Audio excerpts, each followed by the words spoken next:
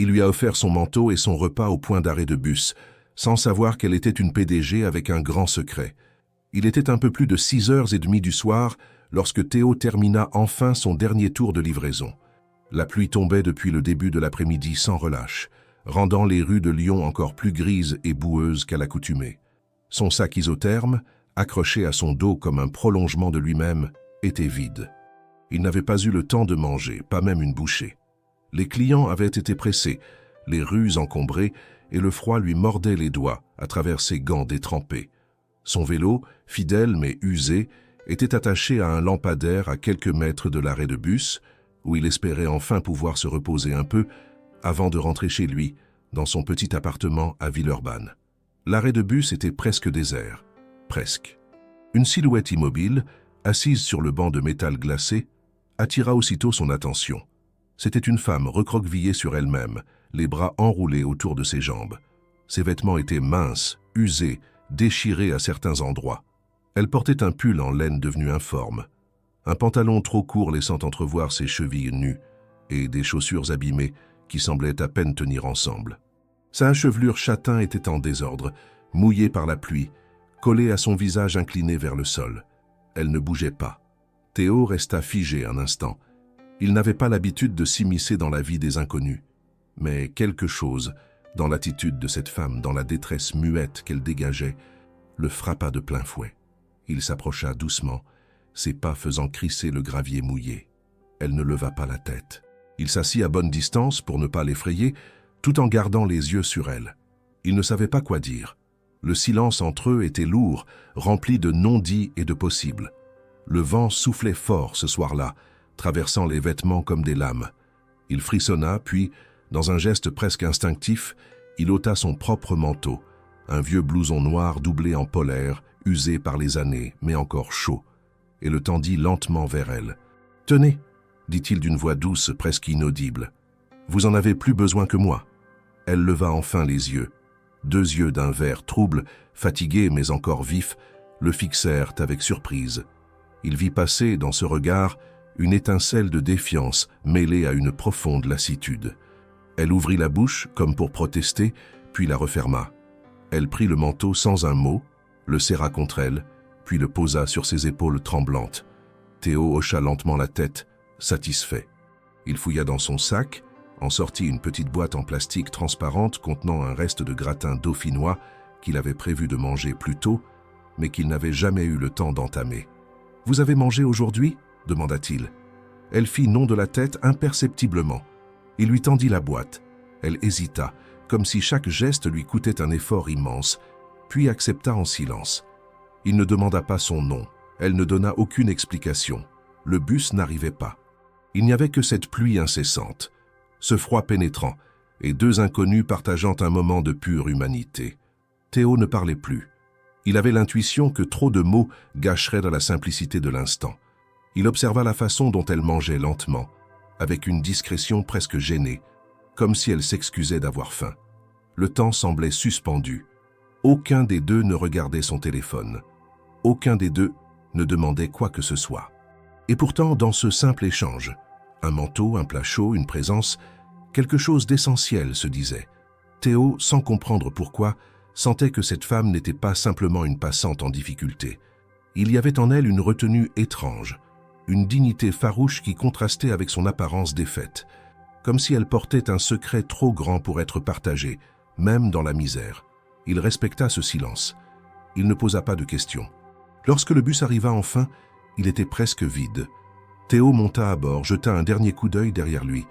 Elle était toujours là, le regard perdu dans le vide, le manteau sur les épaules.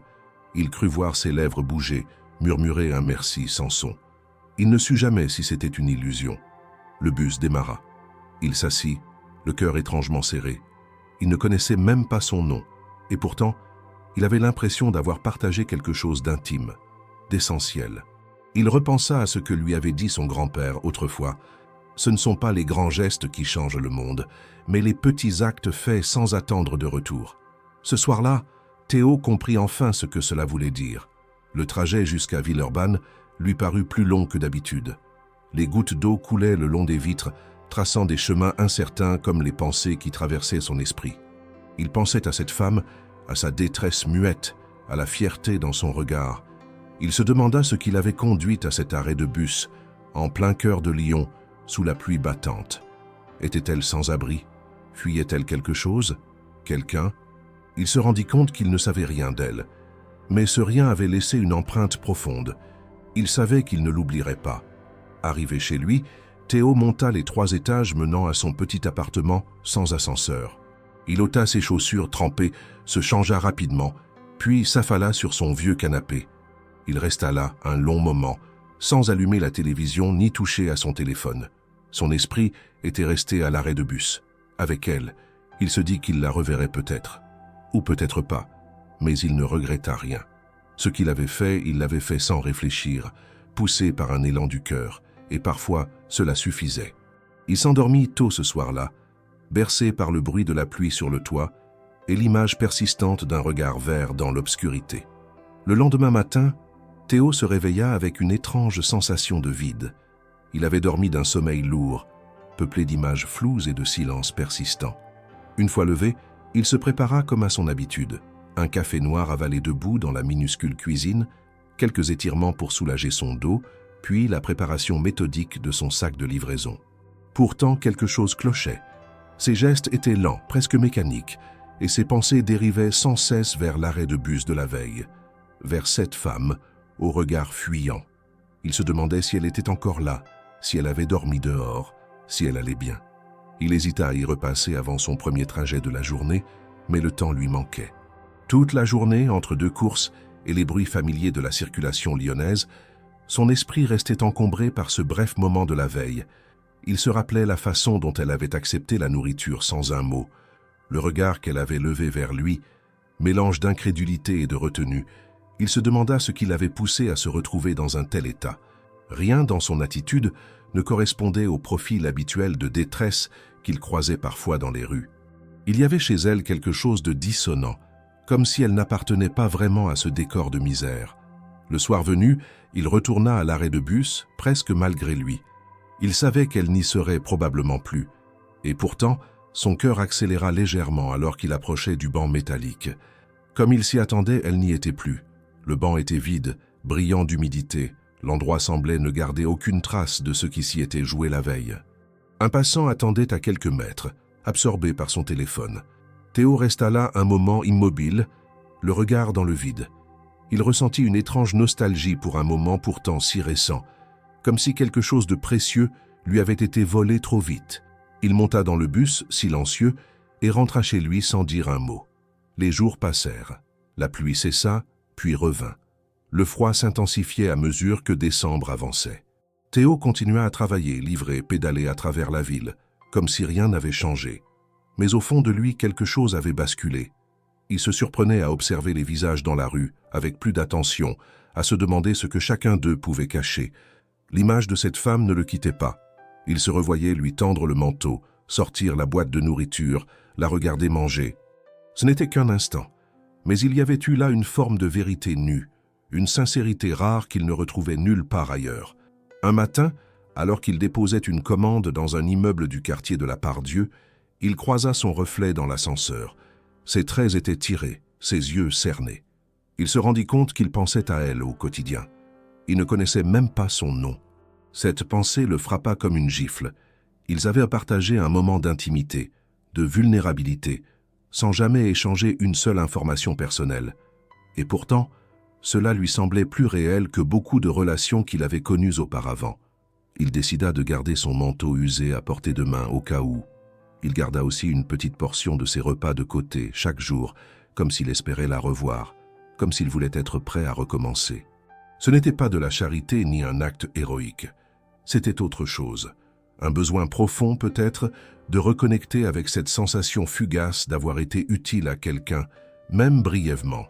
Ce besoin, silencieux mais insistant, le suivait dans chacun de ses déplacements. Puis vint un matin plus froid que les autres. Il faisait encore nuit lorsqu'il enfourcha son vélo. Le vent coupait comme une lame. Il livra 3 commandes en moins d'1 heure, le visage gelé, les doigts engourdis malgré ses gants. Alors qu'il s'apprêtait à prendre une pause, il passa devant un grand immeuble moderne dans le quartier des Brotteaux. Il avait une livraison prévue à l'un des étages supérieurs, dans une entreprise dont il n'avait jamais entendu parler. Le hall était immaculé, lumineux, rempli de plantes soigneusement disposées. Il donna son nom à l'accueil, prit l'ascenseur, et lorsqu'il arriva à l'étage indiqué, les portes s'ouvrirent sur une vaste salle de réunion vitrée, occupée par des hommes et des femmes en costume. Et c'est là qu'il la vit. Elle était debout, devant un grand écran en train de parler calmement à une assemblée concentrée. Ses cheveux étaient attachés, son tailleur sobre et élégant, ses gestes assurés. Aucun doute possible, c'était elle, la femme de l'arrêt de bus. Mais elle n'était plus recroquevillée ni silencieuse. Elle tenait la pièce, dominait l'espace. Elle parlait avec autorité, conviction, professionnalisme. Théo resta figé, la boîte de livraison encore dans les mains. Son cœur se mit à battre plus vite. Elle tourna légèrement la tête vers lui, l'aperçut, et elle sourit. Pas un sourire large ou exagéré, un simple mouvement des lèvres à peine perceptible, mais suffisant pour qu'il sache qu'elle l'avait reconnu. Elle continua de parler comme si de rien n'était. Il ne savait plus où poser son regard. Il remit la commande à l'assistante qui l'attendait à l'entrée de la salle, puis recula lentement, les jambes presque flageolantes. Dans l'ascenseur, son reflet lui renvoya un mélange de stupeur et d'incrédulité. Il se passa la main dans les cheveux, puis rit nerveusement. Elle n'était pas une inconnue perdue dans la rue. Elle était quelqu'un, une dirigeante, une femme de pouvoir. Mais alors, pourquoi ce jour-là? Pourquoi cette apparence brisée, ces vêtements déchirés, cette solitude? Était-ce un hasard? Une chute? Une fuite? Théo ne comprenait rien. Mais il savait une chose.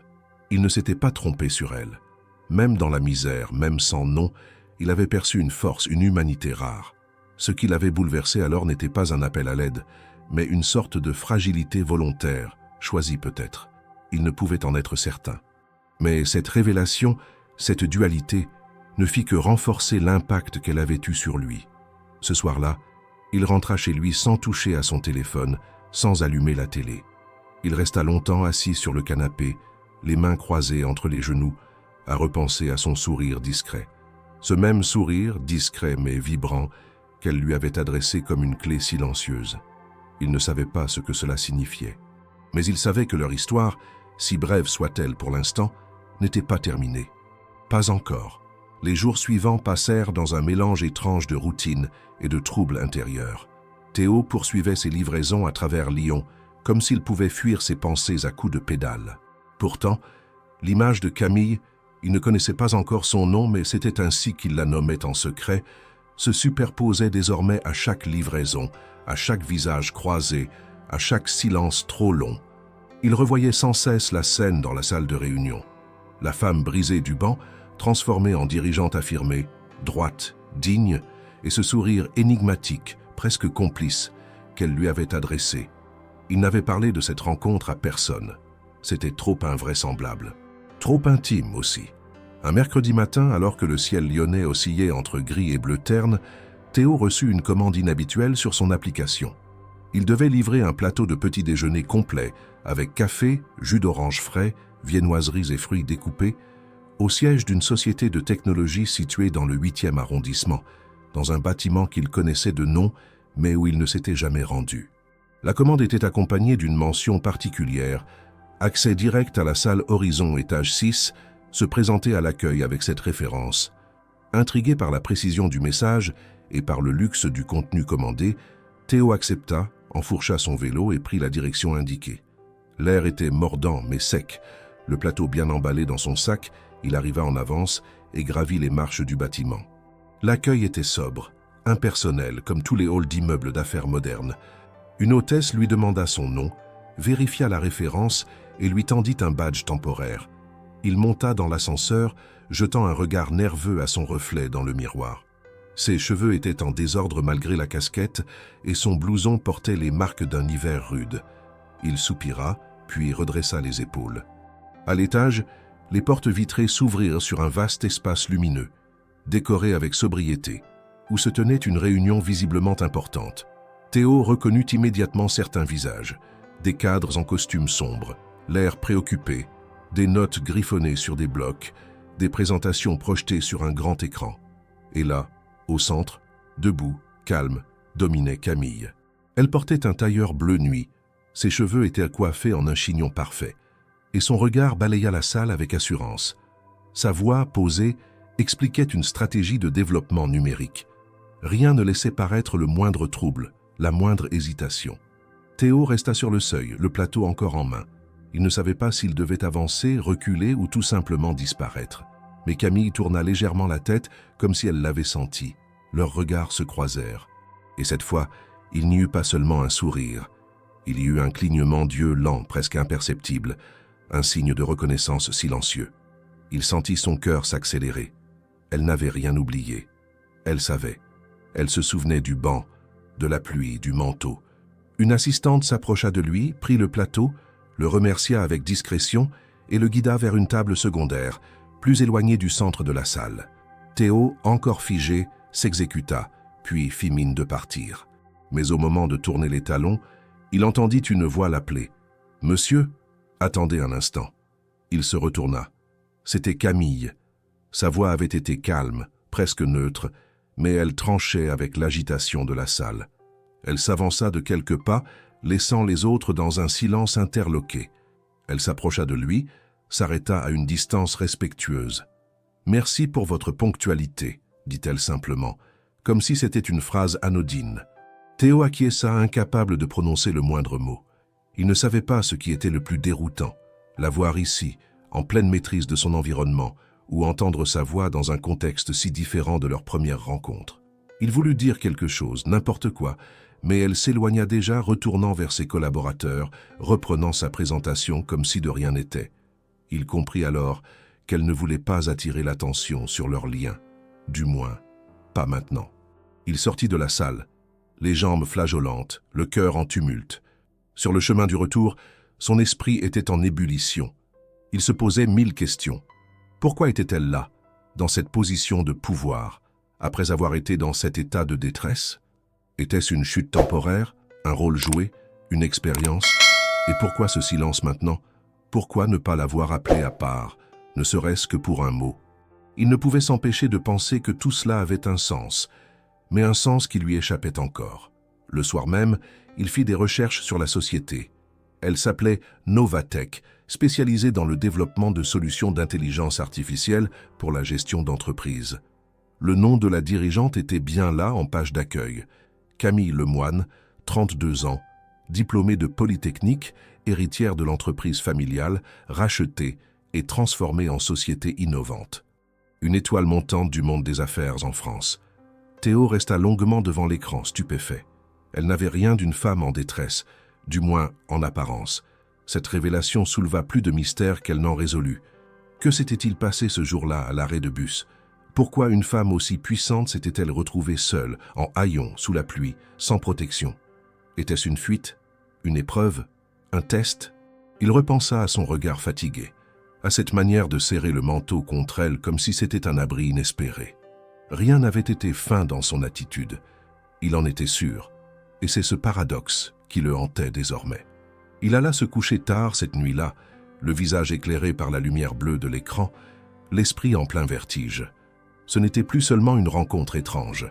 C'était devenu une énigme, une fracture dans le réel qu'il ne pouvait ignorer. Une femme entre deux mondes, entre deux visages, et lui perdu au milieu sans explication. Mais une chose le rassurait malgré tout, elle s'était souvenue. Et dans ce simple fait, il trouva la force d'attendre ce qui viendrait ensuite. 2 jours après cette livraison troublante dans les locaux de Novatech, Théo se réveilla encore envahi par les images de la rencontre silencieuse avec Camille. Tout dans son quotidien semblait désormais contaminé par cet événement inattendu. Il pédalait dans les rues de Lyon comme à son habitude, mais l'automatisme de ses gestes ne suffisait plus à endormir son esprit. Il n'était plus simplement livreur. Il était le témoin d'une énigme qu'il ne parvenait pas à résoudre. Chaque fois qu'il repensait au regard de Camille dans la salle de réunion, à sa voix posée, à son autorité naturelle, il ressentait un vertige étrange, comme s'il avait assisté à une pièce de théâtre dont il ne comprenait pas le scénario. Ce matin-là, alors qu'il consultait sa boîte mail pour vérifier les notifications de la plateforme de livraison, un message inhabituel attira son attention. L'expéditeur ne lui disait rien, mais l'objet du message le figea. Déjeuner de remerciement. Camille Lemoine. Invitation personnelle. Il resta plusieurs secondes sans bouger, les yeux rivés sur l'écran. Puis il cliqua. Le message était bref, formel, mais cordial. Camille le remerciait pour sa présence et son aide lors d'un moment inhabituel de sa vie, et lui proposait un déjeuner dans les locaux de Novatech pour lui exprimer sa gratitude. Aucune mention explicite de ce qui s'était passé à l'arrêt de bus, mais une référence suffisamment claire pour qu'il n'y ait aucun doute. L'invitation précisait la date, l'heure, et lui demandait de se présenter à la réception à son nom. Il lut le message 3 fois de suite, puis une 4e. Il hésita. Tout en lui disait que cela n'avait rien de normal. Une directrice d'entreprise, dont la vie semblait réglée comme une horloge de précision, n'invitait pas un livreur à déjeuner pour le remercier. Et pourtant, elle l'avait fait. Il n'avait aucune raison de refuser. Le jour venu, il prit une douche plus longue que d'habitude, se rasa de près, choisit un jean propre, une chemise qu'il réservait à de rares occasions, et enfila un blouson plus récent que celui qu'il avait prêté. Il se rendit chez Novatech non pas à vélo mais en tram, pour ne pas arriver en sueur ou ébouriffé. Lorsqu'il entra dans le hall, l'hôtesse lui sourit comme si elle avait été prévenue. Elle l'escorta jusqu'à un ascenseur secondaire, puis lui indiqua un étage différent de celui de la salle de réunion précédente. À son arrivée, une autre porte vitrée s'ouvrit automatiquement sur une salle à manger privée, élégante, baignée de lumière naturelle. Une grande table ronde était dressée avec soin, sans ostentation. Et là, debout près de la baie vitrée, Camille l'attendait. Elle portait une tenue simple, loin du tailleur strict de la dernière fois. Un pull beige, un pantalon noir, ses cheveux relâchés. Elle se tourna vers lui, sourit avec sincérité et lui fit un signe de tête. « Bonjour Théo », dit-elle doucement. « Merci d'être venu. » Il s'approcha, mal à l'aise mais curieux. Elle lui tendit la main. Il la serra, brièvement. Elle l'invita à s'asseoir. Aucun autre invité, aucune formalité. Le repas était déjà servi, un menu léger, de cuisine maison, sans luxe inutile. Pendant quelques minutes, ils mangèrent en silence, échangeant seulement quelques regards. Puis, doucement, Camille prit la parole. « Ce que vous avez fait ce soir-là, je ne l'oublierai jamais. » Théo ne répondit pas immédiatement. Il avait 1000 questions en tête, mais il sentait qu'il devait la laisser parler. Elle poursuivit, la voix calme, presque murmurante. « J'étais dans un moment très particulier. J'avais besoin de disparaître, pas définitivement, juste quelques heures.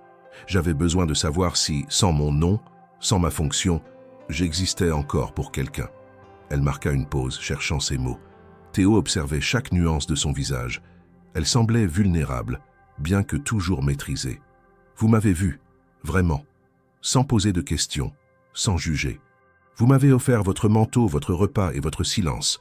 C'était exactement ce dont j'avais besoin à ce moment-là. » Théo sentit un nœud dans sa gorge. Il ne s'attendait pas à une telle confession. Il prit une inspiration avant de répondre. « Je ne sais pas pourquoi j'ai fait ça, ce n'était pas réfléchi. Je vous ai vu, et j'ai eu envie de vous aider. C'est tout. » Elle le regarda avec une intensité douce. « Et c'est justement pour cela que cela m'a touché. » Ils continuèrent à manger, plus détendus. Camille lui raconta quelques anecdotes de son quotidien à la tête de Novatech, sans entrer dans les détails personnels. Elle restait prudente, mesurée, mais elle lui confia qu'elle vivait depuis des années sous une pression constante, dans un environnement où la moindre faiblesse était exploitée. Le soir de leur rencontre, elle avait atteint une limite invisible. Elle n'avait rien planifié, juste erré dans les rues jusqu'à ce qu'elle s'effondre sur ce banc. J'avais besoin d'oublier que j'étais moi, de voir si quelqu'un, quelque part, pouvait me tendre la main sans savoir qui j'étais. Théo écoutait en silence, absorbé. Il sentait que cette conversation, aussi étrange soit-elle, avait une importance qu'il ne mesurait pas encore. Elle parlait avec une sincérité rare, mais il pressentait qu'elle ne lui disait pas tout. Quelque chose restait en suspens, quelque chose de plus profond qu'elle n'était pas prête à dévoiler. Quand le repas toucha à sa fin, Camille lui adressa un regard presque timide. « Je ne sais pas si cela a un sens pour vous, tout ce que je vous raconte, mais je voulais que vous sachiez. Ce que vous avez fait m'a sauvé d'une certaine manière. » Théo hocha lentement la tête. « Peut-être que ce n'est pas à moi de comprendre, peut-être que c'est juste quelque chose qui devait arriver. » Ils se levèrent, elle le raccompagna jusqu'à l'ascenseur. Avant qu'il n'entre, elle posa une main légère sur son bras. « Si un jour vous voulez repasser, sans uniforme de livreur, Juste, pour parler, les portes vous seront ouvertes. Théo descendit, troublé, l'esprit empli d'émotions contradictoires. Ce déjeuner n'avait pas été un simple remerciement. C'était un point de bascule. Quelque chose avait commencé, mais il ignorait encore où cela allait le mener. Ce qu'il savait, en revanche, c'est qu'il ne voyait plus Camille comme une inconnue, ni même seulement comme une patronne. Elle était devenue un mystère vivant, un éclat de vérité dans sa vie autrement si ordinaire. Le lendemain du déjeuner, Théo se leva plus tôt que d'habitude. Il n'avait presque pas dormi, hanté par les paroles de Camille et la façon dont elle lui avait confié une part de sa fragilité. Même si elle avait gardé un contrôle impressionnant de son image, il avait perçu derrière ses mots et ses silences un abîme plus profond qu'elle ne voulait l'admettre. Elle avait parlé de disparition temporaire, de fuite intérieure, d'un besoin d'échapper à son identité publique. Mais il savait que ce qu'elle n'avait pas dit pesait encore plus lourd que ce qu'elle avait confié. Théo se rendit à son travail comme chaque jour, mais avec un air absent, le regard dans le vide pendant qu'il pédalait. Il manqua de percuter un piéton en traversant un carrefour trop vite, ne réalisa même pas que son téléphone vibrait dans sa poche avec de nouvelles commandes. Il livrait machinalement sans prendre la peine de sourire aux clients, obsédé par la conversation de la veille. Ce n'était pas seulement la curiosité qui le poussait à y repenser. Il se sentait impliqué d'une manière qu'il n'avait jamais connue.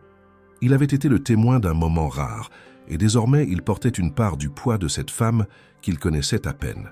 Dans l'après-midi, alors qu'il faisait une pause dans un petit parc du 3e arrondissement, son téléphone vibra à nouveau. Mais cette fois, ce n'était pas une commande, c'était un message. Un simple texto, inconnu, mais signé à la fin, « Camille ». Le message disait « J'ai un peu de temps ce soir. Si vous êtes disponible, je peux passer ». Théo relut le message plusieurs fois, incrédule. Il répondit qu'il serait chez lui à partir de 19h. Elle ne confirma pas tout de suite. Il se demanda si elle viendrait vraiment ou si elle avait envoyé ce message sur un coup de tête. À 19h10, il entendit frapper doucement à sa porte. Son cœur se mit à battre plus vite. Il ouvrit. Camille se tenait là, sans artifice. Elle portait un manteau long en laine grise, ses cheveux relâchés, un sac en bandoulière. Elle avait l'air moins tendue que d'habitude, mais toujours attentive, presque sur la réserve. Il l'invita à entrer. Son appartement était modeste, bien rangé, avec une cuisine ouverte, un vieux canapé, des étagères pleines de livres et de boîtes en plastique. Camille regarda autour d'elle, comme pour s'imprégner de ce lieu inconnu. « Vous habitez seul ?» demanda-t-elle, en retirant son manteau. Théo acquiesça, lui indiquant le canapé. Elle s'y assit avec lenteur, posa son sac à côté d'elle. Il alla chercher 2 verres d'eau sans oser proposer autre chose. Lorsqu'il s'assit en face d'elle, un silence s'installa, mais ce silence n'était pas pesant. Il était presque confortable, comme si chacun cherchait ses mots avec soin pour ne pas briser la fragilité de ce moment. « Merci de m'avoir invité, » dit-elle enfin. « C'est vous qui m'avez proposé de venir, » répondit Théo dans un sourire timide. Elle esquissa un léger rire, puis baissa les yeux. « Vous êtes quelqu'un de surprenant. Vous m'écoutez. C'est rare. » Théo ne répondit pas immédiatement. Il attendait qu'elle continue, et elle le fit après une longue inspiration. « Ce soir-là, à l'arrêt de bus, je n'étais pas seulement fatigué ou perdu. J'étais à un point de rupture. Il y avait eu une réunion dans la journée, une dispute avec un associé, des mots durs avec ma mère et surtout, cette sensation de ne plus exister en tant que personne. Juste un rôle à tenir. J'ai quitté le bureau, marché sans but, et je me suis retrouvé là, sur ce banc, incapable de rentrer chez moi. » Elle s'interrompit, les yeux fixés sur le verre entre ses mains. « J'aurais pu appeler quelqu'un. J'aurais pu rentrer en taxi. Mais je ne voulais pas. Je voulais que tout s'arrête. Pas pour toujours, juste quelques heures. Et dans ce vide, vous êtes apparu, avec un manteau, une marmite et sans me poser de questions. » Théo l'écoutait sans l'interrompre. Il sentait qu'elle avait besoin de vider ce trop-plein. « Quand j'étais enfant, mon père dirigeait déjà l'entreprise. Il me répétait sans cesse que la vulnérabilité était une faiblesse, que montrer ses émotions, c'était offrir une arme à l'ennemi. J'ai grandi avec ça, et quand il est mort, j'ai repris sa place. J'ai tout repris. La société, les responsabilités, les silences aussi. Je suis devenu ce qu'on attendait de moi. Mais à quel prix ? » Théo se pencha légèrement en avant, cherchant ses yeux. « Et ce jour-là, vous avez décidé de disparaître ? » « De tester, » répondit-elle. de voir si quelqu'un verrait autre chose en moi qu'une fonction ou un nom. Ce n'était pas prévu, ce n'était pas un plan bien réfléchi. J'ai juste laissé faire. J'ai marché jusqu'à ce que je n'en puisse plus. Et j'ai compris que j'étais invisible. Sauf pour vous. Le silence retomba, lourd de sens. Théo sentit que ce qu'elle venait de dire n'était qu'une partie de l'histoire. Il y avait d'autres blessures, d'autres secrets qu'elle gardait enfouis. Mais il ne força rien, il ne la pressa pas. Il se contenta de rester là, présent. « Vous avez déjà voulu tout abandonner ?» demanda-t-elle soudain. Théo réfléchit un instant. « Plusieurs fois. Mais je n'ai jamais eu le luxe de le faire. Si je ne travaille pas, je ne mange pas. Alors je continue, même quand j'en ai marre, même quand je ne vois plus de sens. » Elle le regarda longuement. « Moi, j'ai tout. Et parfois, je donnerais n'importe quoi pour redevenir invisible. » Cette phrase, dite avec une sincérité poignante, resta suspendue entre eux. Ils restèrent là, côte à côte, sans bouger, comme deux fragments d'univers trop différents, réunis par un improbable moment de vérité. Quand elle se leva pour partir, elle lui prit la main. Pas comme un geste romantique, plutôt comme une ancre, un point de contact entre deux mondes. Elle ne promit rien, il ne demanda rien. Mais dans cette poignée discrète, il y avait une promesse muette, celle de ne plus fuir tout à fait, celle d'avancer, à deux peut-être, pas encore par amour mais par humanité partagée. Depuis la visite de Camille chez Théo, une tension subtile s'était installée entre eux, non pas dans la nature de leur lien qui semblait s'approfondir en silence, mais dans le monde extérieur qui les entourait. Ce lien discret, construit dans l'ombre d'une rencontre improbable, commençait à projeter ses premières lueurs sur un environnement qui n'était pas prêt à les accueillir. Dans l'univers rigide et normé de Novatech, la rumeur avait la peau dure et la curiosité n'était jamais anodine. Les premiers signes de malaise se manifestèrent quelques jours après que Théo reçut un appel inattendu de la société. On lui proposait une série de petites missions logistiques internes, sans passer par sa plateforme habituelle de livraison. L'offre était claire, bien rémunérée et ponctuelle. D'abord surpris, Théo accepta. Il fut chargé de transporter des documents, réorganiser des espaces de stockage, assurer quelques navettes entre les deux bâtiments de l'entreprise. Il n'était pas officiellement embauché, mais présent régulièrement. Sa silhouette familière commença à intriguer les employés. Il n'était ni un consultant, ni un fournisseur reconnu, encore moins un nouveau salarié au contrat signé. Pourtant, il avait accès à des zones habituellement restreintes, saluait certaines figures de direction par leur prénom et échangeait parfois quelques mots brefs avec Camille dans les couloirs. Très vite, les langues se délièrent. Certains parlaient de favoritisme. D'autres supposaient une liaison dissimulée. Un petit groupe d'employés, plus anciens et particulièrement attachés à la hiérarchie rigide de l'entreprise, ne cachait plus sa méfiance. On le voyait comme un intrus, un élément étranger qui n'avait pas franchi les étapes du mérite traditionnel. Le fait qu'il soit parfois vu seul avec la directrice alimentait toutes les interprétations. Un jour, Théo surprit une conversation dans l'ascenseur entre deux cadres qu'il ne connaissait pas. Ils chuchotaient, mais leurs mots étaient clairs. « Tu crois qu'il a quelque chose sur elle? Ce n'est pas normal tout ça. Ou alors elle se sent coupable de quelque chose. Il a peut-être vu ou su un truc qu'il ne devait pas. En tout cas, s'il était aussi bon que ça, il ne serait pas livreur, non ?» Il sortit de l'ascenseur, le visage fermé, les mâchoires serrées. Il n'avait jamais demandé à être là. Il n'avait jamais profité de rien. Pourtant, on le traitait comme s'il s'était infiltré dans un monde qui ne lui appartenait pas. Il n'en parla pas à Camille tout de suite. Il ne voulait pas lui créer de complications. Il savait combien son équilibre dans l'entreprise était fragile, combien elle devait déjà composer avec des exigences constantes, des attentes irréalistes et une pression invisible mais constante.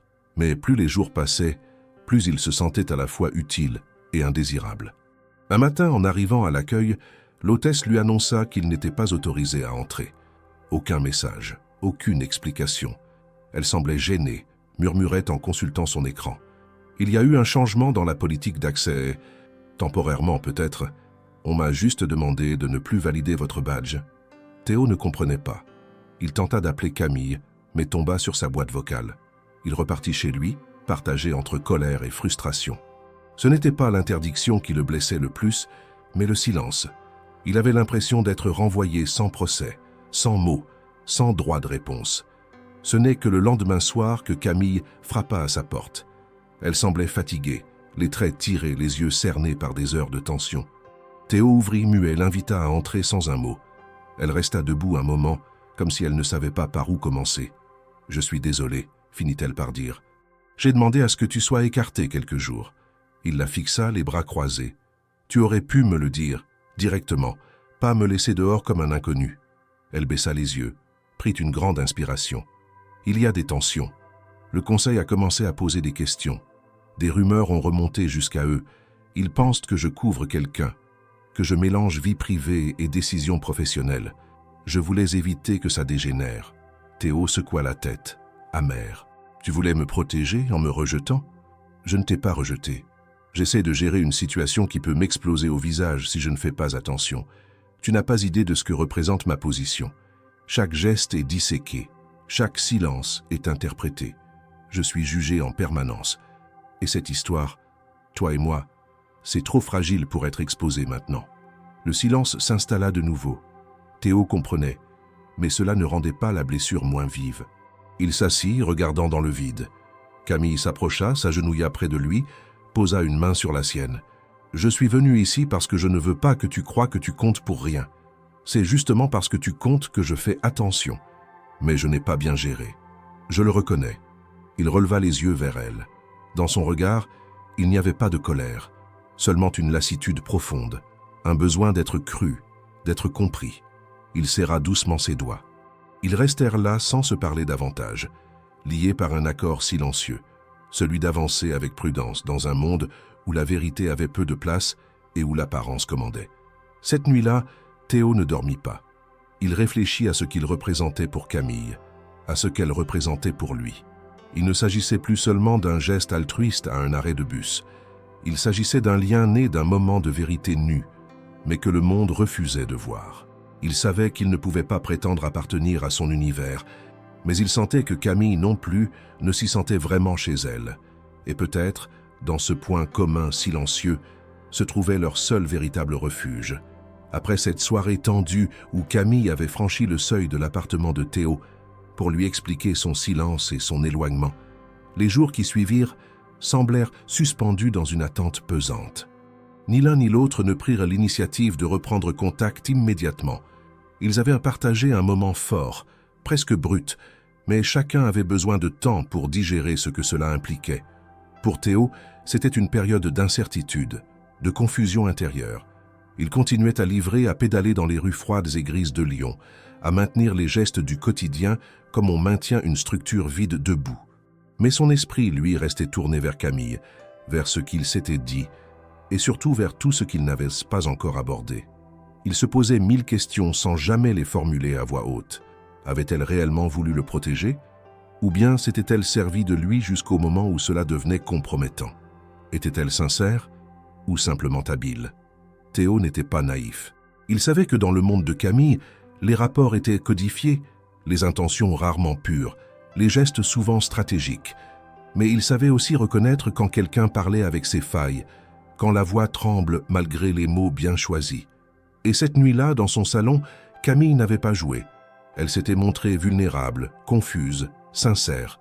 Et c'est précisément cela qui l'avait le plus troublé. Pas ses décisions, mais cette vérité silencieuse qu'il sentait en elle. Une semaine après leur dernière rencontre, alors que Théo rentrait d'une longue journée de travail, les mains encore rouges du froid, il trouva un petit mot glissé sous sa porte. Une feuille simple, pliée en deux, avec son prénom écrit à la main. À l'intérieur, quelques mots tracés à l'encre bleue, d'une écriture droite et élégante. « Je suis dans le quartier. Puis-je venir ce soir? Si oui, je serai au café Le Brotteau à partir de 20h. » Aucun autre détail, pas de signature. Mais il savait. Il hésita un instant. Il se sentait encore blessé, encore méfiant. Pourtant, quelque chose en lui, plus fort que la prudence, le poussa à attraper son manteau et sortir à pied dans la nuit fraîche. Le café était à une quinzaine de minutes. Il marchait vite, les mains dans les poches, les pensées chaotiques. Lorsqu'il poussa la porte vitrée du petit établissement, il la vit immédiatement. Camille était installée à une table du fond, près de la fenêtre, une tasse de thé fumant devant elle. Elle leva les yeux et leurs regards se croisèrent dans un silence qui effaça l'agitation ambiante. Il s'approcha, s'assit sans dire un mot. « Camille l'observa quelques secondes, puis baissa les yeux. « Merci d'être venu. Je n'étais pas sûr de le faire, » répondit-il franchement. Elle acquiesça lentement, sans offense. « Je comprends. Je ne t'en aurais pas voulu. » Un silence s'installa. Les bruits de vaisselle, les murmures des clients, la musique en fond semblait lointain, comme filtrée. Camille reprit, d'une voix plus douce. « Il y a quelque chose que je n'ai pas encore dit, ou que je n'ai pas osé expliquer, parce que je ne savais pas comment tu allais le prendre. » Théo resta attentif, sans interrompre. « Ce que j'ai vécu ce soir-là, ce moment où tu m'as trouvé, ce n'était pas seulement un épisode isolé, c'était une cassure. Je n'en pouvais plus. Pas seulement du travail ou des responsabilités, mais de moi-même, de ce que je suis devenu. Et toi, sans me connaître, tu as été la seule personne à me voir sans tout ça, sans cette armure. » Elle leva les yeux vers lui, et pour la première fois, Théo vit une faille ouverte, une sincérité nue, sans calcul. « Je ne veux pas que tu sois une parenthèse dans ma vie, mais je ne sais pas encore quelle place tu peux prendre. Je suis perdu là-dessus. Et je sais que c'est injuste de te demander d'attendre, ou de rester sans te donner de certitude. » Théo hocha la tête, pensif. Puis il répondit lentement. « Je ne veux pas que tu me donnes des réponses que tu n'as pas. Je ne suis pas venu ici pour obtenir des garanties, mais il faut que tu saches que je ne suis pas une pièce qu'on bouge selon les circonstances. Si je reste dans ta vie, c'est en tant que personne, pas comme une exception, ni comme un secret. » Camille inspira profondément, presque soulagée de l'entendre poser les choses ainsi. « Tu es le seul à m'avoir connu quand j'étais à terre, et tu n'as pas détourné les yeux. C'est à la fois effrayant et précieux. Je ne veux pas abîmer ça. » « Alors n'essaie pas de le contrôler, » répondit Théo. « Laisse-le exister, même si c'est flou. » Ils restèrent là un long moment, sans parler, à regarder la rue à travers la vitre embuée. Puis Camille se leva doucement. « Tu veux qu'on rentre ? Je préférerais marcher un peu. » Théo acquiesça et ils sortirent ensemble dans la nuit humide. Ils marchèrent côte à côte, sans se toucher mais dans une proximité nouvelle, faite de compréhension tacite. À mesure qu'ils avançaient, les mots devenaient inutiles. Leurs pas résonnaient dans les ruelles calmes et l'air froid semblait porter loin les incertitudes. Arrivé près de l'immeuble de Théo, Camille s'arrêta. « Ce soir, je ne viens pas chez toi. Pas encore. Pas pour éviter. Mais parce que j'ai besoin de garder ce moment intact, de le laisser respirer. » Théo comprit. Il n'insista pas. Il la regarda s'éloigner, silhouette fluide sous la lumière des réverbères, et sentit en lui quelque chose s'apaiser. Ce n'était pas une romance fulgurante, ni une promesse de lendemain radieux. C'était fragile, complexe, mais réel. Un lien qui se tissait à petits gestes, à regards sincères, à confidences arrachées à la peur. Ce soir-là, pour la première fois depuis longtemps, Théo s'endormit avec le sentiment que malgré les incertitudes, il marchait vers quelque chose qui valait la peine d'être vécu. Pas une vie rêvée, mais une vérité partagée. Et cela, pour lui, avait plus de valeur que toutes les certitudes du monde. Les jours qui suivirent leur promenade nocturne marquèrent un tournant subtil, mais profond dans la relation entre Camille et Théo. Ce n'était plus simplement une suite d'échanges imprévus ou de retrouvailles fragiles. Quelque chose avait changé dans la manière dont ils se percevaient. Il y avait désormais une reconnaissance silencieuse entre eux, une compréhension tacite que ni le passé ni le présent n'effaçaient. Théo ne cherchait pas à précipiter les choses. Il ne posait pas de questions inutiles, n'exigeait pas d'explications. Mais au fond de lui, il sentait qu'un chapitre restait encore fermé et que la clé de ce mystère reposait quelque part dans le passé de Camille. Elle portait en elle une gravité qui dépassait de loin le simple stress d'une dirigeante. Ce n'était pas seulement la pression du monde extérieur, c'était une histoire non dite, une douleur ancienne qui affleurait parfois dans ses silences. Ce soir-là, c'est Camille qui le rejoignit chez lui sans prévenir. Elle frappa à la porte vers 22 heures. Lorsqu'il ouvrit, elle semblait différente, pas agitée ni triste, mais fatiguée comme si elle venait de lutter contre elle-même pendant des heures. Elle entra sans un mot, déposa son manteau sur le dossier du canapé et s'installa, les jambes repliées sous elle, comme quelqu'un qui se préparait à dire enfin ce qui devait être dit. Théo ne dit rien. Il s'assit en face, simplement, prêt à écouter. « Tu sais que je t'ai parlé de mon père, » dit-elle doucement, « de ce qu'il m'a transmis. Ce poids-là n'est qu'une partie de l'histoire. Ce que je ne t'ai pas dit, c'est ce que cette transmission a exigé de moi. » Elle inspira longuement, cherchant ses mots. Mon père était un homme dur, respecté dans le monde des affaires, redouté même. Il dirigeait son entreprise avec une main de fer, et il exigeait la même chose de ceux qui l'entouraient. Il ne croyait pas à l'émotion, ni à l'hésitation. Pour lui, la réussite ne se partageait pas. Elle s'imposait. Et il m'a élevé dans cette logique-là. Très tôt, j'ai compris que si je voulais exister à ses yeux, je devais être irréprochable, forte, froide, performante. J'ai renoncé à beaucoup de choses pour répondre à ses attentes. Elle se redressa un peu, les mains croisées sur ses genoux. J'ai grandi dans les bureaux autant que dans une maison. Il m'emmenait partout. Réunions, déjeuners d'affaires, séminaires. J'ai appris à lire des bilans comptables avant de comprendre mes propres émotions. À 14 ans, il me faisait assister à des comités de direction. Pas pour apprendre, mais pour me tester, pour me forger. À 18 ans, il m'a donné une mission, infiltrer une équipe sans révéler mon identité et lui faire un rapport sur les faiblesses humaines de ses collaborateurs. C'était son idée de la formation. Théo écoutait, les sourcils légèrement froncés. Chaque mot de Camille résonnait comme une brique de ce mur qu'elle avait construit autour d'elle. Il est mort brutalement quand j'avais 23 ans. Une crise cardiaque en plein discours lors d'un salon international, devant des centaines de personnes. J'étais là. Je devais le rejoindre sur scène quelques minutes plus tard pour annoncer que je prenais la direction de l'entreprise à ses côtés.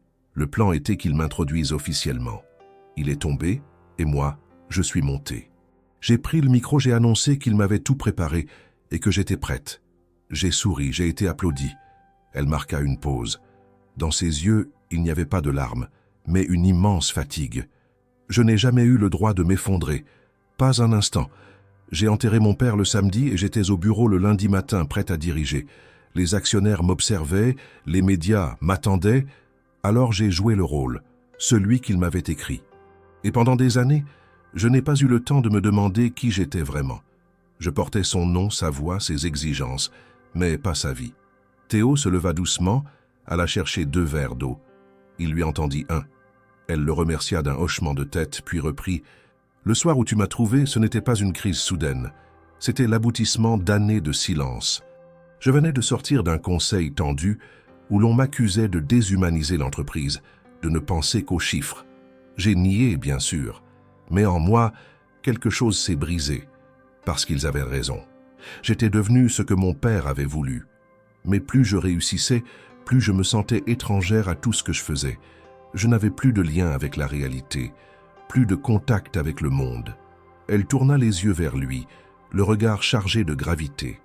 Alors j'ai voulu me perdre. Juste une nuit. Me débarrasser de mon nom, de mes responsabilités, de cette façade. J'ai mis des vêtements trouvés dans un sac destiné à une association. Je suis sorti sans téléphone, sans carte, sans rien. Et j'ai marché jusqu'à ce que mes jambes ne me portent plus. Le banc où je me suis assise, ce n'était pas un hasard. C'était là où, enfant, je passais devant en allant à l'école. Là où je rêvais de disparaître quand je ratais quelque chose et que j'avais peur de rentrer à la maison. Théo resta silencieux. Il comprenait mieux maintenant. Ce n'était pas une fugue, c'était un retour, un effondrement soigneusement orchestré, presque un acte de survie. Et il avait été là, par hasard ou par nécessité, au moment exact où elle avait atteint son seuil. Ce que tu m'as donné ce soir-là, ce n'est pas seulement de la nourriture ou de la chaleur. Tu m'as vu, pas la dirigeante, pas la fille d'eux, mais juste moi. Et c'est la première fois depuis très longtemps que j'ai senti que j'existais sans avoir besoin de mériter cette existence. Elle se leva, fit quelques pas dans la pièce, regarda les murs, les livres, les petits objets du quotidien. Ton monde est simple, mais il est vrai. Le mien est vaste, mais vide quand je suis seul dedans. Elle se retourna vers lui. Je ne sais pas encore comment concilier les deux, mais je ne veux plus retourner là où j'étais. Et je crois que d'une certaine façon, tu es devenu le rappel que je peux être autre chose. Théo s'approcha, posa une main sur son épaule. Tu n'as rien à prouver ici. Tu peux juste être. C'est assez. Ils restèrent là, proches, sans besoin de mots supplémentaires. Ce soir-là, Camille ne chercha pas à partir. Elle resta, pas pour fuir le monde extérieur, mais pour se reconnecter à elle-même. Et Théo, dans ce silence partagé, comprit qu'il n'était plus simplement un témoin. Il devenait lentement une partie de sa reconstruction. Le matin qui suivit cette nuit de confidence fut étrange, presque irréel. Camille se réveilla sur le canapé de Théo, enveloppée dans une couverture sombre, le regard perdu quelques instants dans le plafond avant que la réalité ne la rattrape. Il y avait dans son corps une lassitude profonde, mais aussi une clarté nouvelle. Pour la première fois depuis des années, elle avait parlé sans filtre, sans stratégie, sans anticiper les conséquences. Et cela avait un prix. Elle le savait déjà. Le monde qu'elle avait bâti n'acceptait pas ce genre de fissure. Théo, lui, se levait discrètement, préparait du café dans la petite cuisine, conscient que quelque chose d'important se jouait bien au-delà de cette pièce modeste. Ils prirent le petit déjeuner presque en silence. Pas un silence gênant, mais un silence chargé de compréhension. Camille regardait la vapeur s'élever de sa tasse, comme si elle cherchait à y lire son avenir. Théo l'observait sans insistance. Il sentait que les heures à venir allaient être décisives. Elle ne pouvait pas retourner à sa vie comme si rien ne s'était passé, et elle ne pouvait pas non plus rester indéfiniment dans ce refuge fragile qu'elle avait trouvé auprès de lui. En fin de matinée, le téléphone de Camille vibra. Elle jeta un coup d'œil à l'écran et son visage se ferma légèrement. Théo n'eut pas besoin de demander. Il comprit. « Le conseil », dit-elle simplement. « Ils veulent te me voir cet après-midi. » Elle se leva, passa nerveusement la main dans ses cheveux. « Ils parlent de stabilité émotionnelle, de responsabilité envers les investisseurs. Ils ont des mots très propres pour dire qu'ils me trouvent dangereuse. » Théo posa sa tasse, la regarda droit dans les yeux. « Et toi, qu'est-ce que tu veux faire ?»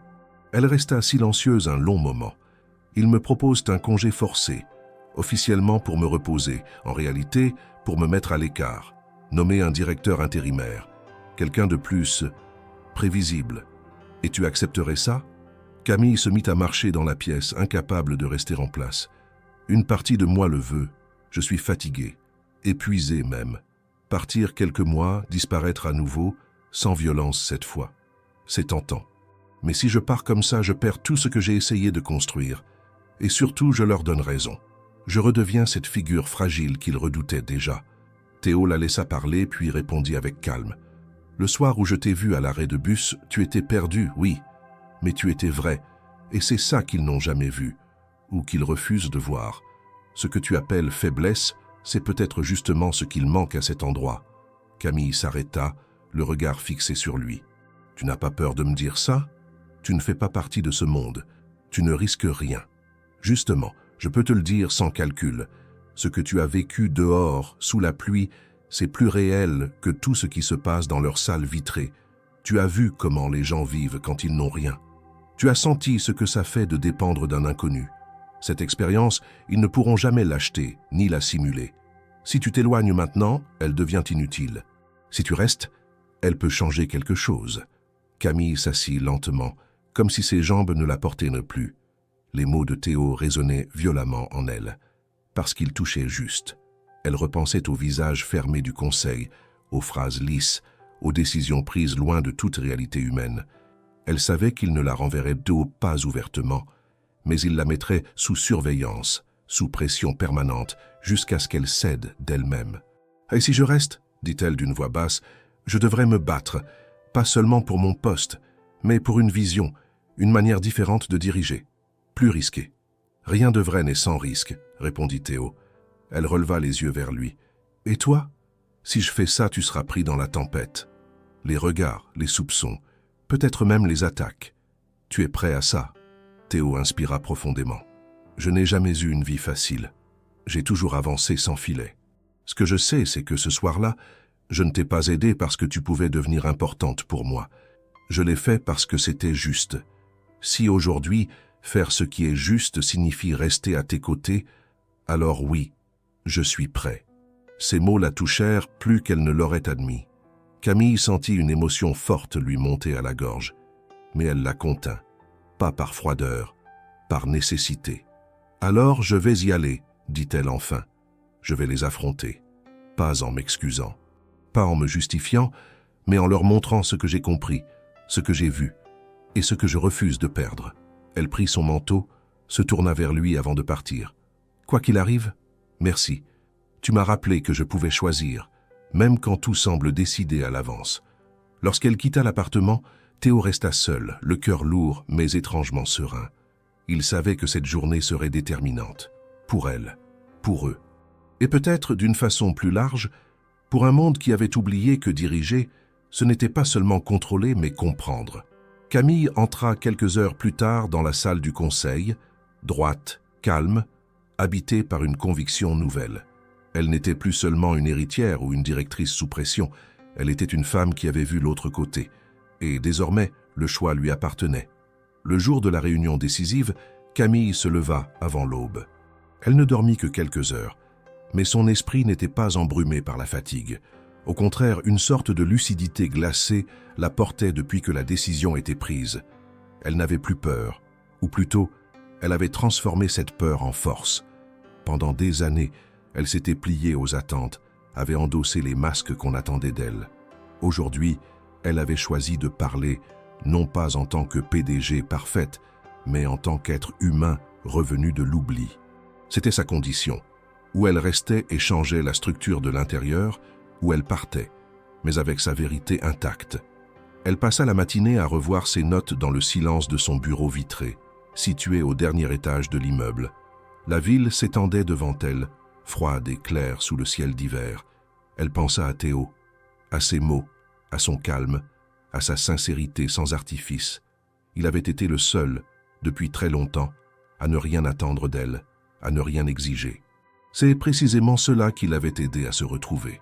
Et maintenant, c'était à elle de porter cela face aux autres. À 14 heures précises, elle entra dans la grande salle du conseil. Autour de la longue table en bois sombre, les visages qu'elle connaissait par cœur. Des hommes, quelques femmes, tous en costume, tous au regard plein d'attente ou de scepticisme. Ils ne s'attendaient pas à un effondrement, mais à une stratégie, à une justification.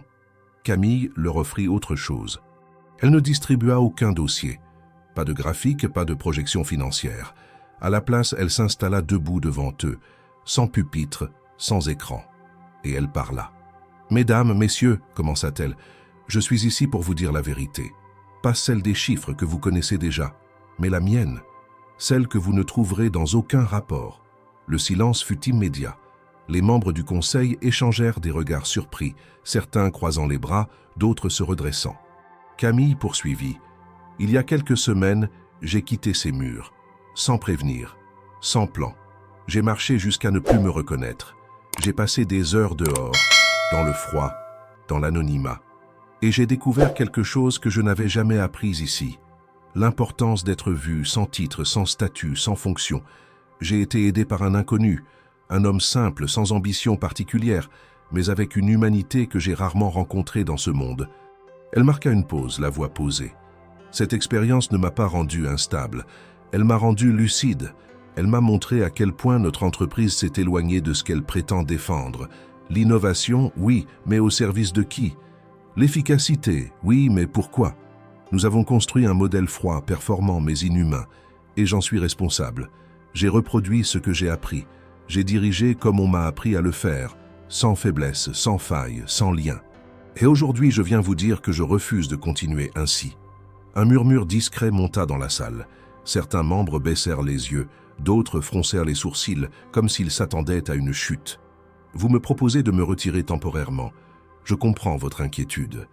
Mais si je pars aujourd'hui, je ne reviendrai pas, parce que cela signifierait que la vérité, la vulnérabilité, le doute n'ont pas leur place ici. Et moi, je veux croire qu'ils peuvent être une force. Je ne suis plus la dirigeante que vous connaissiez.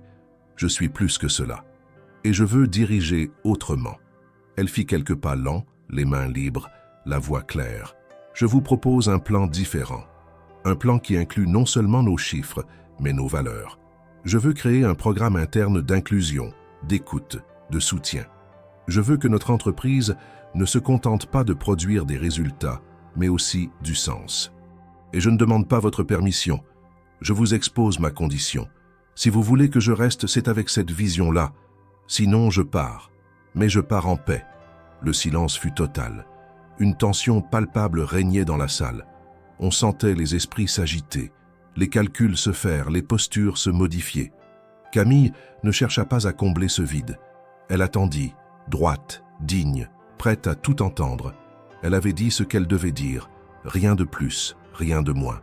Le président du conseil, un homme austère au visage fermé, fut le premier à prendre la parole. « Votre discours est audacieux, mais vous comprenez bien que nous avons des obligations. des partenaires, des contrats, une image à protéger. Camille hocha la tête. Je vous parle justement d'image, celle d'une entreprise qui ose reconnaître que l'humain ne doit pas être sacrifié à l'autel du rendement. Croyez-vous vraiment que notre avenir se construira sans repenser nos fondamentaux? Une autre voix plus jeune, plus souple, prit le relais. Vous avez parlé d'un programme d'inclusion. Vous avez des exemples concrets? Des propositions tangibles? Oui, répondit-elle. J'ai préparé un plan en 3 phases. J'enverrai le détail dans l'heure. Mais ce que je vous ai présenté ici, c'est le socle. Ce n'est pas un projet marketing, c'est un engagement. Et il commence maintenant, avec ou sans votre approbation. Des murmures s'élevèrent à nouveau, des regards se croisèrent. Certains membres paraissaient troublés, d'autres sceptiques. Puis une voix inattendue s'éleva, calme et grave. « Quand j'avais votre âge, dit-elle, j'ai moi aussi vécu un moment de rupture. J'ai tout quitté pendant 1 an. À mon retour, personne ne comprenait ce que j'avais vu, ce que j'avais appris. Vous, mademoiselle Lemoine, vous avez eu ce courage dans un monde qui le permet encore moins. Et pour cela, vous avez mon soutien. » C'était Madame Joubert, la doyenne du conseil, réputée inflexible. Son intervention fit l'effet d'un basculement. D'autres voix suivirent, plus hésitantes mais favorables. Le président demanda un moment de délibération. Camille quitta la salle. Elle marcha lentement dans le couloir, s'arrêta devant la baie vitrée donnant sur la ville. Elle ferma les yeux. Elle n'avait aucun contrôle sur la décision à venir. Mais pour la première fois, cela ne la paralysait pas. Quand elle fut rappelée, une vingtaine de minutes plus tard, elle entra sans trembler. Le président se leva, les mains jointes. Après concertation, le conseil décide de maintenir votre mandat, mais à une condition, que vous mettiez en œuvre ce programme sous suivi trimestriel et que vous acceptiez d'en faire un exemple pour l'ensemble du secteur. Camille sourit. Ce n'était pas une victoire, c'était un commencement, un nouveau départ qu'elle avait dû mériter non par ses performances, mais par sa vérité. Et tout au fond d'elle, elle savait qu'un homme en particulier serait fier, pas son père, mais Théo, celui qui, sans le vouloir, lui avait rappelé que pour diriger vraiment, il fallait d'abord être capable de se mettre à la place de ceux qui n'ont rien. Le soir de la présentation, Camille rentra chez elle plus tard que d'habitude, non pas à cause d'une surcharge de travail, mais parce qu'elle s'était autorisée à ralentir, à prendre le temps d'observer les visages, les gestes, les murmures dans les couloirs. Ce n'était plus la même entreprise, ou plutôt, ce n'était plus la même perception qu'elle en avait. La tempête n'était pas encore derrière elle, mais elle savait désormais où elle voulait aller et avec quelle voie elle comptait avancer. Les réactions à sa présentation avaient été variées. Certains la considéraient comme courageuse, d'autres la jugeaient imprudente, d'autres encore préféraient rester en retrait, comme s'ils attendaient que tout cela ne soit qu'un caprice passager, une lubie passagère. Mais elle n'en avait plus rien à faire. Le regard qu'elle avait croisé dans le miroir ce soir-là ne portait plus ni peur ni doute. Il portait une direction claire. Elle entra dans son appartement silencieux, s'assit sans allumer la lumière, laissa le noir l'envelopper quelques minutes. Elle repensa à Madame Joubert, à cette femme austère qui avait pourtant été la première à lui tendre la main au moment le plus critique. Ce soutien venu d'un passé qu'elle croyait figé dans le conservatisme lui avait ouvert un chemin inattendu. Et ce soir, alors qu'elle s'apprêtait à envoyer son rapport de présentation finale, elle reçut un message court « Puis-je passer te voir, Théo ?» Elle répondit simplement « Oui ». Lorsqu'il arriva, un peu avant 22 heures, elle l'accueillit avec un sourire fatigué mais sincère. Il ne dit rien tout de suite. Il la prit dans ses bras. Ce geste, aussi simple soit-il, fut pour elle comme un ancrage, une confirmation. Ils s'installèrent, sans urgence. Camille raconta les détails de la réunion, les regards, les silences, les tensions, et surtout cette décision qui avait tout changé. Non seulement elle conservait son poste, mais elle devait désormais, de manière officielle, créer un programme concret d'inclusion sociale. Un défi immense, mais qu'elle acceptait avec une conviction inébranlable. Ils m'ont demandé de prouver que cette démarche pouvait être bénéfique, pas seulement humainement, mais aussi économiquement. Ils veulent des résultats, des indicateurs. C'est à moi de leur montrer que ce n'est pas un risque, mais une évolution.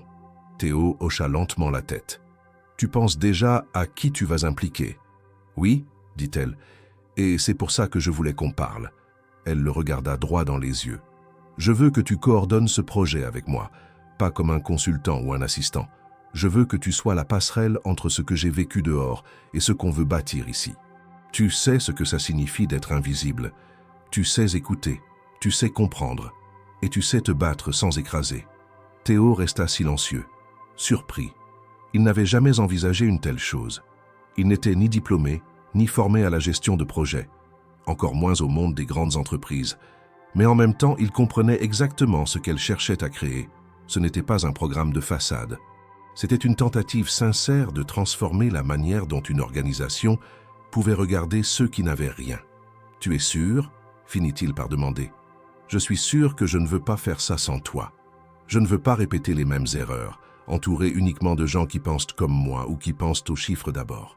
J'ai besoin de quelqu'un qui me rappelle pourquoi on fait ça. Et tu es cette personne. » Théo baissa les yeux, pensa à ses journées passées à pédaler dans le froid, à ses nuits courtes, à la solitude discrète de sa vie. Il pensa aussi à l'impact qu'il avait eu, sans le savoir, ce soir-là, simplement en partageant un repas et un manteau. Puis il releva la tête. « Alors d'accord, mais je le fais à ma manière, pas en costume, pas avec un jargon de consultant. Je veux parler vrai, et je veux qu'on écoute vraiment ceux qu'on prétend aider. » Camille sourit, un sourire plein de gratitude. « C'est exactement ce que j'espère. » Dans les semaines qui suivirent, les premiers contours du programme furent définis. Camille et Théo passèrent des journées entières à réfléchir, à écouter, à écrire. Ils rencontrèrent des associations locales, organisèrent des tables rondes, écoutèrent des récits de parcours chaotiques, d'exclusions silencieuses, de rêves brisés, mais jamais éteints. Théo s'impliquait avec une énergie nouvelle, découvrant que son expérience personnelle avait plus de valeur qu'il ne l'aurait imaginé. Il comprenait les codes sans les partager. Il traduisait les attentes de Camille en besoins concrets. Il devenait ce lien vivant entre deux mondes que tout opposait mais que tout aussi pouvait rapprocher. Les employés de Novatech observaient cette collaboration avec une curiosité mêlée d'incompréhension. Voir Théo dans les bureaux, non plus comme un livreur mais comme un interlocuteur, un meneur de projet, bousculait les repères. Certains y voyaient une provocation, d'autres un signe que quelque chose changeait réellement. Mais Camille ne fléchissait pas. Elle le présentait avec fierté, écoutait ses idées en public, lui confiait des responsabilités. Elle savait que le regard des autres changerait lentement et qu'il fallait du temps pour que la légitimité s'impose naturellement. Un jour, alors qu'ils travaillaient dans une salle de réunion devenue leur quartier général improvisé, Théo s'interrompit soudain, fixant le mur blanc face à lui. « Tu crois qu'on peut vraiment changer les choses, pas seulement ici, mais plus largement ?» Camille resta un instant silencieuse, puis elle répondit sans détour. « Je crois qu'on doit essayer, parce que si on ne le fait pas maintenant, personne ne le fera à notre place. Et parce que je refuse de vivre dans un monde où ce qu'on a vécu ensemble ne serait qu'un accident. » Ce soir-là, ils quittèrent le bureau ensemble, tard. La nuit était froide, la ville encore animée. Ils ne se tenaient pas la main. Ils marchaient côte à côte, parfois en silence, parfois en échangeant des idées à voix basse. Ils n'avaient pas besoin de tout définir. Ce qu'ils construisaient allait bien au-delà des mots. Et dans cette marche lente au milieu de la ville, il n'y avait ni hiérarchie, ni dette, ni masque. Il n'y avait que deux êtres qui, chacun à leur manière, avaient vu l'autre au moment où plus personne ne regardait, et qui, ensemble, redonnaient du sens à ce simple acte, tendre la main. Depuis le lancement officiel du programme d'inclusion chez Novatech, les jours de Théo avaient radicalement changé. Fini les livraisons à vélo sous la pluie, les arrêts de bus glacés et les rues de Lyon arpentées sans but précis.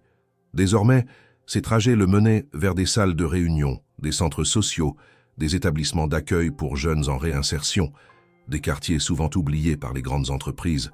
Il ne portait plus d'uniforme, mais il ne s'était jamais senti aussi fidèle à lui-même. Il n'avait rien changé à sa manière de parler, de marcher ou de penser. Camille ne l'avait pas choisi pour qu'il devienne quelqu'un d'autre. Elle l'avait choisi justement pour ce qu'il était, et c'était là toute la force de leur collaboration. Le projet, baptisé Ponce, avait pris forme avec une vitesse surprenante.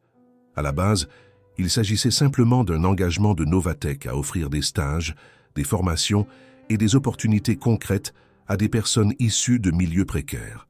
Mais très vite, sous l'impulsion de Camille et Théo, il s'était transformé en un véritable espace d'échange, un laboratoire humain où les parcours de vie devenaient aussi importants que les compétences techniques. Les premiers bénéficiaires étaient arrivés timidement, souvent méfiants, parfois abîmés. Théo les accueillait avec un mot simple, un regard franc, un ton qui disait « Ici, tu n'as rien à prouver, tu dois juste être là ». Camille, de son côté, avait appris à prendre du recul sans se retirer. Elle assistait à certaines réunions, participait à des ateliers, mais laissait Théo en être le visage, la voix et l'ancrage.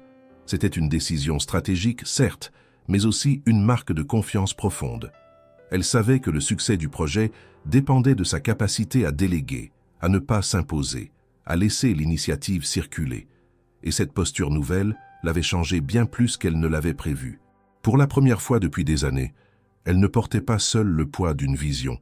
Elle la partageait. Et dans ce partage, elle découvrait une forme de liberté. Les résultats ne tardèrent pas à émerger. Plusieurs jeunes intégrèrent les équipes techniques de Novatech après une période de mentorat. Des témoignages commencèrent à circuler sur les réseaux, saluant cette initiative comme un exemple rare d'ouverture dans un secteur souvent perçu comme élitiste. Mais au-delà des chiffres, ce qui marquait vraiment, c'était l'ambiance dans l'entreprise. Certains employés, au départ sceptiques ou même hostiles, commencèrent à reconsidérer leurs certitudes. Le regard sur la hiérarchie changeait. La présence de Théo, d'abord perçue comme une anomalie, devenait une évidence. Il n'était plus le gars du dehors. Il était un pilier. Un jour, Camille l'emmena dans un ancien local désaffecté que la municipalité leur proposait de rénover, pour y installer un espace d'accueil permanent pour le programme. C'était un bâtiment banal, avec des murs défraîchis et des fenêtres cassées. Mais Théo le regarda comme on regarde un terrain plein de promesses. « Tu vois ça ?» dit-elle en souriant. « Je veux que ce soit un lieu où on entre sans crainte et d'où on repart avec une idée, une envie, un élan. Pas un centre d'aide. Un lieu de passage, de rencontre, un endroit vivant. » Théo fit lentement le tour de la pièce, ses pas résonnant sur le sol nu. « On peut mettre un atelier ici, une cuisine partagée là, et des espaces de travail ouverts, pas des bureaux fermés. On mélange les gens, on casse les barrières. »« Exactement, répondit-elle. Tu vois, c'est ça l'avenir. Ce ne sont pas les murs. Ce sont les liens qu'on crée à l'intérieur. » Ils passèrent des heures à dessiner des plans, à faire venir des artisans, à discuter avec des architectes sociaux. Le projet s'étendait. Il ne s'agissait plus seulement d'un programme interne. Il devenait un pont entre l'entreprise et la ville, entre ceux qui avaient tout et ceux qui n'avaient rien, mais portaient en eux une richesse souvent ignorée. La presse commença à s'y intéresser. Des articles parurent, certains élogieux, d'autres plus prudents. Mais Camille et Théo ne cherchaient pas la gloire. Ils travaillaient chaque jour côte à côte, dans une routine nouvelle, rythmée par les rires, les doutes, les histoires qu'on leur confiait. Leur relation évoluait aussi, lentement, naturellement. Ils ne parlaient pas d'amour ni d'avenir. Ils construisaient, c'est tout. Et c'était plus que suffisant. Un soir, alors qu'ils quittaient le nouveau local après une longue journée de nettoyage, Camille s'arrêta sur le pas de la porte, son sac à la main. « Tu sais ce que j'ai compris, Théo ? Dis-moi. Ce que tu m'as offert ce jour-là, au point de bus, ce n'était pas un manteau, c'était un espace. Un endroit où je pouvais exister sans rôle à jouer. Et maintenant, c'est ça que je veux offrir aux autres. » Théo sourit, fatigué mais heureux. Alors on continue. Jusqu'à ce que plus personne n'ait besoin de ce genre de refuge, parce que le monde aura appris à voir autrement. Ils rentrèrent ensemble, les vêtements couverts de poussière, mais le cœur léger. Il n'y avait pas de grandes déclarations, pas de gestes spectaculaires. Il y avait ce quotidien partagé, ce respect silencieux, cette volonté commune de faire bouger les lignes. Et dans chaque regard croisé, dans chaque porte ouverte, dans chaque main tendue, il retrouvait un peu du vert de ce regard perdu dans le froid d'un soir d'hiver. Ce regard qui, 1 an plus tôt, avait tout commencé. Le premier matin de décembre, Lyon se réveilla sous un ciel bas, lourd de nuages et de givre. Les rues scintillaient d'un givre fragile, les toits portaient une fine couche de givre blanc, et l'air était si froid que chaque souffle formait un nuage éphémère. Pour beaucoup, c'était un matin comme un autre, un hiver de plus à compter ses jours. Pour eux, en revanche, c'était différent. Ce matin-là, en passant devant l'arrêt de bus où tout avait commencé, ils se sentirent comme revenus au point de départ, mais transformés. Théo et Camille marchaient côte à côte, leurs pas résonnant sur le sol gelé. Il tenait la main qu'elle lui avait offerte 1 an plus tôt, dans le même silence, dans la même ville. mais leur vie avait changé. Elle portait un manteau chaud, un bonnet modeste. Ses yeux clignotaient sous la lueur grise du matin. Lui, vêtu simplement, un sac léger sur l'épaule. Ils ne parlèrent pas. Ils n'avaient pas besoin de mots. Le froid mordait, mais le contact de leurs mains suffisait à réchauffer ce qu'ils portaient en eux. Quand ils arrivèrent au banc métallique mouillé de pluie et de fuites passées, ils semblaient plus anciens, plus usés, comme s'ils attendaient depuis longtemps qu'un nouveau chapitre commence. Ils se retournèrent ensemble, regardèrent la rue, la ville endormie, et soudain, sans plan, sans promesse, Camille posa sa tête sur l'épaule de Théo. Ce geste, simple, silencieux, portait tout le poids de ce qu'ils avaient vécu, de ce qu'ils avaient rêvé, de ce qu'ils avaient construit. Elle ne dit rien. Il ne dit rien. Leur souffle se mêlait au froid. Mais dans ce silence, ils trouvaient une chaleur que ni manteau ni foyer ne pourraient donner, la certitude d'être vus pour ce qu'ils étaient, pas pour ce qu'ils possédaient ou représentaient. Ils restèrent là un moment, immobiles, le froid piquant leurs joues, la ville commençant à s'animer autour d'eux. Puis, lentement, ils se relevèrent, pas avec empressement, mais avec douceur, comme on se lève d'un rêve dont on ne veut pas tout à fait sortir. Ils marchèrent à nouveau sans destination précise. Le tram passa, silencieux, glissant sur les rails froids. Quelques passants les croisèrent, certains les regardèrent, d'autres les saluèrent distraitement. Mais cela ne comptait pas. Ce qui comptait, c'était ce qu'ils partageaient. Ce lien fragile et solide à la fois, forgé dans la douleur, la peur, l'inconnu, et reconstruit dans la confiance, la compréhension, l'espoir. Le projet Pont continuait de grandir. Le lieu qu'ils avaient rénové s'était transformé en un espace vivant. Atelier, cuisine collective, salle de réunion, bibliothèque d'entraide, coin pour les enfants, un microcosme de vie croisée, de trajectoires imparfaites, d'histoires brisées, recollées. Ce matin-là, alors qu'ils passaient devant l'ancien arrêt, plusieurs visages se superposaient dans leur mémoire. Celui de la jeune femme qu'ils accompagnaient, celui de l'homme récemment engagé après une longue période de chômage, celui de l'adolescent qui venait chercher un refuge, juste un peu de chaleur et de dignité. Tous ces visages, anonymes un an plus tôt, faisaient maintenant partie de leur réalité. Ils avaient un nom, un regard, une histoire. Camille s'arrêta un instant, regardant l'horizon. Le vent froid jouait dans ses cheveux, balayait ses joues. Elle prit une profonde inspiration, comme pour aspirer le monde entier. Puis elle se tourna vers Théo, le regard clair et déterminé. « Tu te souviens ?» dit-elle doucement. « Le jour où je t'ai rencontré, pas comme PDG, mais comme une femme perdue dans la ville. Tu m'as donné un manteau, un repas, un peu de chaleur. J'avais froid, j'avais honte, j'avais disparu. Mais ce matin, je me sens différente. Parce que maintenant, je sais que la dignité ne dépend pas d'un nom ou d'un statut. Elle dépend de ce qu'on fait quand personne ne regarde. » Théo la regarda, ému, silencieux. Il savait que ce n'était pas qu'une belle phrase. C'était leur vérité, leur raison d'être. Il fit un pas vers elle, posa doucement sa main sur son visage, comme pour l'ancrer dans ce moment. Ses lèvres effleurèrent sa joue, puis son front, sans hâte, sans promesse. Un geste tendre, humble, sincère. Ils se levèrent enfin ensemble, prêts à continuer leur chemin. Le froid piquait toujours, le vent mordait, la ville n'attendait pas. Mais pour eux, il y avait un été intérieur qui ne connaissait plus les saisons. Ils avaient appris que les destins peuvent se croiser dans une nuit de pluie, qu'un simple geste peut changer une vie, qu'un regard peut renaître. Ils avaient appris que l'amour, ou ce qui y ressemble le plus, ne naît pas toujours dans la passion ou l'urgence, mais dans la constance, le respect, les silences et les actes vrais.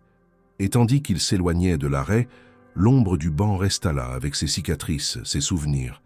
Mais ce soir-là, ce banc n'était plus seulement un lieu de détresse. Il était le témoin silencieux d'une transformation profonde, d'une vie qui avait été sauvée par un manteau, un repas, un regard, d'une destinée réinventée. Lorsque la première neige commença à tomber, fine, légère sur les pavés gelés, ils la regardèrent ensemble, sans mot dire. Ils ne s'embrassèrent pas. Ils n'avaient pas besoin de cela. Le monde autour d'eux continuait sa course. Mais eux avaient trouvé leur place. Leur hiver n'était plus froid. Il était différent. Et pour la première fois depuis longtemps, ils savaient qu'ils étaient exactement là où ils devaient être.